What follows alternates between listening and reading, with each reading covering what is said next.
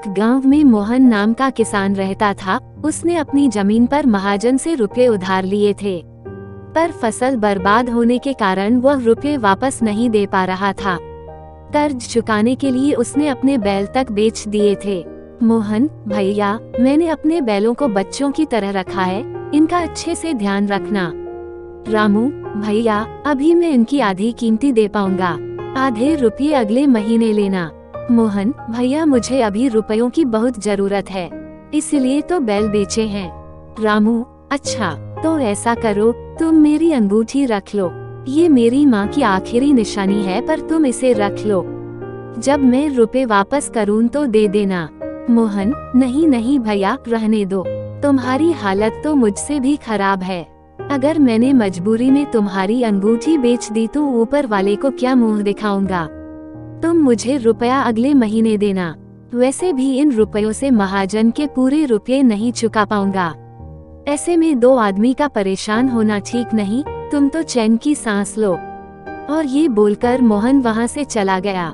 रास्ते में मोहन, महाजन ने बुलाया है, उसके रुपयों का इंतजाम तो हो नहीं पाया, समझ नहीं आ रहा कि उसे क्या कहूँ। महाजन, मोहन, तुमने इस बुधवार तक रुपए सूद समेत वापस करने के लिए कहा था, चलो लो मेरे रुपए, आज बुधवार है।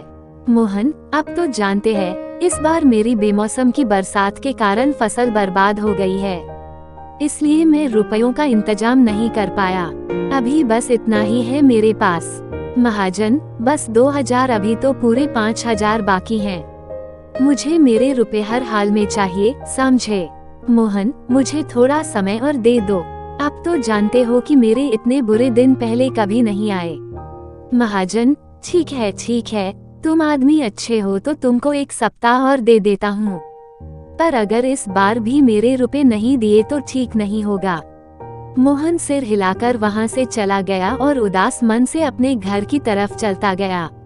4 दिन बाद मोहन के घर पर उसकी पत्नी आंगन में लगे नल के नीचे बर्तन साफ कर रही होती है।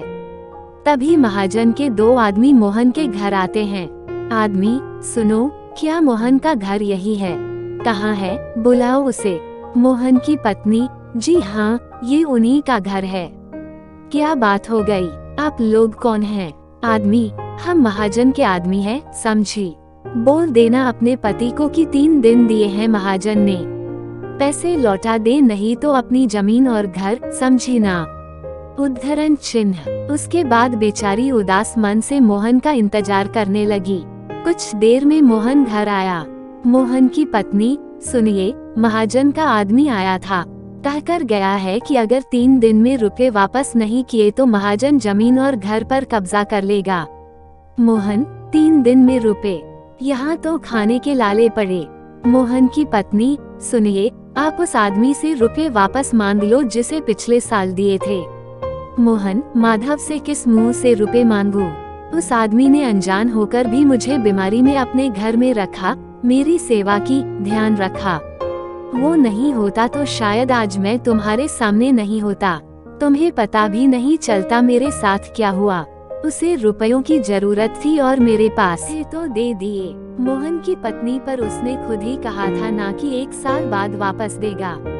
आप अभी ले आए, देखिए, एक बार मांगने में क्या हर्ज है।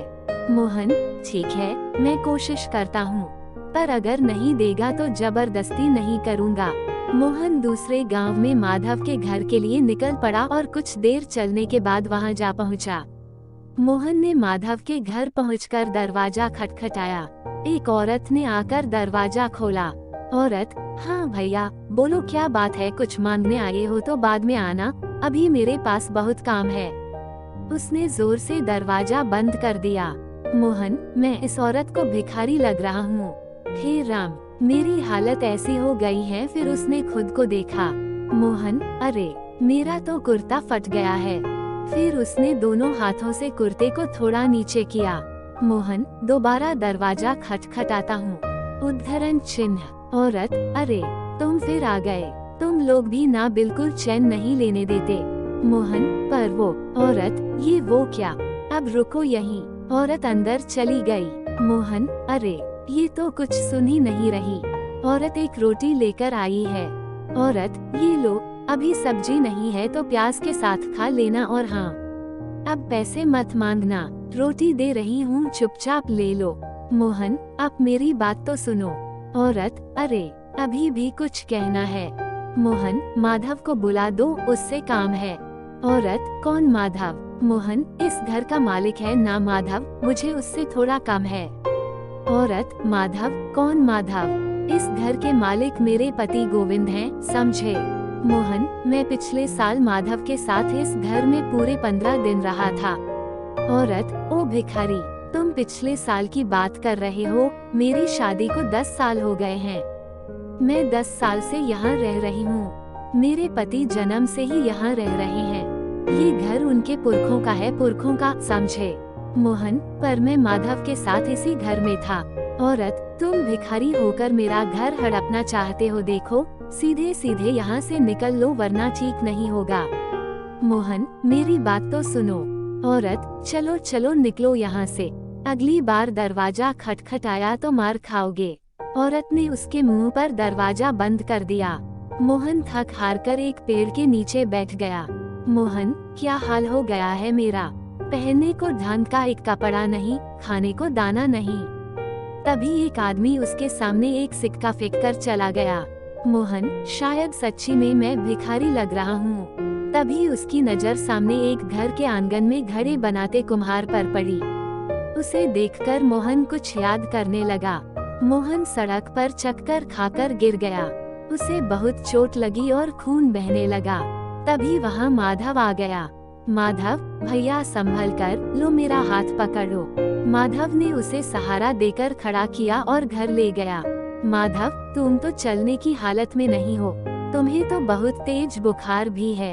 ऐसा करो, कुछ दिन यहीं मेरे साथ इस घर में रहो, जब अच्छे हो जाओ तो चले जाना। मोहन खड़े होने की कोशिश करता है पर गिर जाता है। माधव, अरे भैया संभल कर, कहीं ऐसा ना हो कि जिंदगी भर ना चल पाओ। मोहन, ना, ऐसा मत बोलो। माधव, तो आराम करो। माधव ने उसकी बहुत सेवा की। मोहन अब थोड़ा बहुत चलने लगा। मोहन, यहाँ भीतर पड़े पड़े जी घबराने लगा है, थोड़ा बाहर हो आऊं। माधव, अकेले कहीं चक्कर खाकर गिर ना पड़ो, अभी भी बहुत कमजोर लग रहे हो। चलो, मैं भी चलता हूँ। दोनों घर से बाहर निकले तो सामने वाले घर में घड़े बनाते हुए कुम्हार ने आवाज दी। कुम्हार, भैया कहाँ जा रहे हो? तुम तो जब से आए हो घर में ही कैद हो, बाहर ही नहीं निकलते। दोनों उसके पास जाते हैं। मोहन, भाई वो तबीयत ठीक नहीं है थोड़े दिनों से, आज जाकर बुखार उतरा है। कुम्हार, एकदम मुरझाए लग रहे हो। तभी मैं सोचूं पड़ोस में नया आदमी आया और कोई बातचीत नहीं। ये देखो, तुमको तो ढंग से धोती तक पहननी नहीं आती है। मोहन, ठीक तो है। कुम्हार, नहीं, ठीक नहीं है। तुमको चलने में दिक्कत हो रही होगी। मैं बताता हूँ ठीक कैसे होगी। कुम्हार ने मोहन की धोती को थोड़ा पीछे से खींचा। कुम्हार, अब ठीक लग रही है, अब सही है। उद्धरण चिन्ह। मोहन कुम्हार के पास गया। मोहन, भैया जरा सुनो तो। कुम्हार, अरे तुम अंदर मत आओ, वही रहो, पता चले कुछ तोड़ दिया तो बिना बात के नुकसान हो जाएगा। वहीं से बोलो क्या चाहिए। मोहन, तुमसे कुछ पूछना है। कुम्हार, अच्छा मैं आता हूँ, बोलो क्या बात है। मोहन, भैया मुझको पहचाना नहीं। कुम्हार, नहीं तो कौन हो तुम? मोहन, मैं पिछले साल वो सामने वाले घर में तुमने मुझको धोती बांधना सिखाई थी। कुम्हार, मोहन तुम ये क्या हाल बना रखा है भैया, फिर से कहीं चक्कर खाकर गिर गए क्या? मोहन ने मुंह लटका लिया। कुम्हार, शाम होने को आई, चलो अंदर आओ, पहले नहा धोकर कुछ खा पी लो, फिर बात करेंगे। रात को मोहन और कुम्हार खाना खाते हुए। मोहन, भैया मैं सुबह से इस गांव में माधव को ढूंढ रहा हूँ, पर कोई आदमी सीधा जवाब नहीं दे रहा। कुम्हार, माधव कौन? इस गांव में कोई माधव नाम का आदमी तो मैं भी नहीं जानता। महान, कैसी बात करते हो भैया, उस दिन जब तुमने मुझको धोती बांधना सिखाई वो मेरे साथ खड़ा था। कुम्हार, अरे नहीं, ऐसा कैसे हो सकता है, मुझे अच्छे से याद है तुम अकेले थे। तभी मैं सोच रहा था कि अकेला आदमी घर के बाहर ही नहीं निकलता। मोहन भैया, याद करो ना, माधव तुम्हारा पड़ोसी जो सामने वाले घर में रहता था, उसने मेरी बहुत सेवा की थी। जाते समय मुझसे पूरे 5,000 रुपए उधार लिए थे। कहा था 1 साल बाद वापस करूँगा। अरे तुमको कोई भ्रम हुआ है भैया। सामने वाले घर में तो गोविंद रहता है। गोविंद और उसका परिवार पिछले साल गंगा जी गए थे, तो मुझे लगा तुमको घर की रखवाली के लिए बुलाया है। मैंने जब भी तुम्हें देखा, अकेले देखा था। मोहन, मुझे इस गांव के बारे में कुछ नहीं पता भैया। मुझे तो यहाँ माधव लेकर आया था। 25-26 साल का लंबा चौड़ा लड़का, काला, लंबी लंबी मूछें, आगे एक दांत टूटा। कुम्हार, आगे का दांत टूटा हुआ ऐसा हुलिया। और माधव, देखो भैया, ऐसा एक आदमी था, तो मतलब इस हुलिये का, पर वो 3 साल पहले अचानक गायब हो गया था। धरती निगल गई या आसमान, किसी को नहीं पता। मोहन, 3 साल पहले गायब हो गया? अरे नहीं भैया, मैं तो पिछले साल ही मिला हूँ। कुम्हार, भैया, लगता है माधव के नाम से किसी ने ठगी की है। मैंने तो यहाँ तक सुना है कि वो गलत काम करता था। 2 नंबर का धंधा, और उसी के किसी दुश्मन ने। समझ रहे हैं ना? मैं तो कहता हूँ तुम उसके चक्कर में मत पड़ो। सुबह को अपने गांव निकल जाओ। कुम्हार ने मोहन के फटे कपड़े देखकर उसे कुछ नए कपड़े दिए और उसे घर जाने की सलाह दी। मोहन भैया, तुम्हारा बहुत एहसान। मेरे तो कपड़े भी फट गए थे। कुम्हार, कोई बात नहीं भैया, बस अपना ध्यान रखना है। मोहन वहाँ से चला गया। चलते चलते दोपहर हो गई तो बाहर एक पेड़ के नीचे बैठकर रोटी खाने लगा। खाते खाते अचानक उसे हिचकी आने लगी। उसने सामने की तरफ देखा। सामने पेड़ के पीछे से कोई झांक रहा था। मोहन, ये कौन है? अरे ये तो माधव है। मोहन सब कुछ छोड़कर उसी ओर भागने लगा। दोनों भागने लगे, आगे आगे माधव और पीछे मोहन उसके पीछे भागते हुए जंगल में पहुंच गया कि अचानक वो पत्थर से टकरा गया। मोहन खौंफते और चिल्लाते हुए, रुक, मेरे रुपये वापस कर। माधव भाग गया। मोहन, एक बार हाथ तो लग, छोड़ूंगा नहीं। मोहन आगे की ओर बढ़ गया। तभी उसे झील के पास माधव दिख गया। माधव उसे देखकर भागने लगा। मोहन उसके पीछे भागने लगा। आगे केवल एक दरवाजा लगा हुआ था। माधव उसके गोल गोल भागने लगा और मोहन भी। मोहन, क्या फालतू दरवाजा खड़ा कर दिया यहाँ? माधव को देखते ही उसने उसके पैरों की ओर डंडी फेंकी। वो माधव की धोती में फंस गई और माधव दरवाजे से टकरा गया। मोहन अब आया हाथ में, सबको पागल बनाता है। उसने इधर उधर देखा, माधव कहीं नहीं दिखा। मोहन कहाँ गायब हो गया? अरे अभी तो दरवाजे से टकराया है। अरे मेरे रुपए तो दे देता जाता, मैं बेघर हो जाऊंगा। हाय, ये क्या हो रहा है मेरे साथ? तभी दरवाजा जोर से हिलने लगा और उसमें चिपका हुआ माधव दिखा और गायब हो गया। मोहन घबरा गया। माधव भैया, मैंने तुम्हारी जान बचाई थी, आज तुम्हारी बारी है। इस दरवाजे को उठाकर नदी में बहा दो। मोहन, क्यों? माधव, मैं सब बताऊंगा, पहले ये दरवाजे को पानी में बहाओ वरना मैं मर जाऊंगा। माधव की बात सुनकर मोहन सोच में पड़ जाता है। मोहन, अगर माधव उस समय मेरा ध्यान नहीं रखता तो मैं पिछले साल ही मर गया होता। मेरे रुपयों से बड़ा इसका आसान है। मोहन ने दरवाजे को हाथ लगाया और हटा लिया। मोहन, अरे ये दरवाजे में से कुछ चुप रहा है। उसने फिर हिम्मत करके दरवाजे को उठाया और नदी में बहा दिया। जैसे ही दरवाजा नदी में डूबा, माधव मोहन के सामने प्रकट हो गया। माधव भैया, मैं तुमको सब बताता हूँ। पहले मैं बहुत लालची था। हमारे यहाँ एक बाबा जी आए थे। वो दरवाजे वाली जगह पर ध्यान लगाकर बैठे थे। माधव, बाबा जी, मेरा एक काम कर दो। बाबा, बोलो बेटा। माधव, वो गोविंद आपको बहुत मानता है, उसे समझाओ कि अपना पुश्तैनी मकान मुझे बेच दे। बाबा, बेटा, मैं सन्यासी हूँ, इंसानी कामों में नहीं पड़ता। माधव, देखो बाबा, मुझे वो घर हर कीमत पर चाहिए। मैं उसके साथ जोर जबरदस्ती नहीं कर सकता क्योंकि पूरा गांव उसके साथ है। वो आपका कहा नहीं टालता तो ये काम आपको करना पड़ेगा वरना। बाबा, वरना क्या? माधव, जहाँ बैठे हो वहाँ से कभी उठ नहीं पाओगे। आप मुझे जानते नहीं हो। बाबा, बेटा, तुम स्वार्थ में अंधे हो गए हो, सुधर जाओ।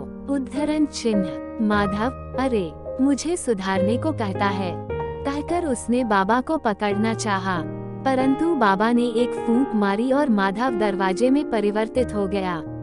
माधव, अरे ये क्या हो गया? मेरा दम घुट रहा है बाबा। बाबा माफी।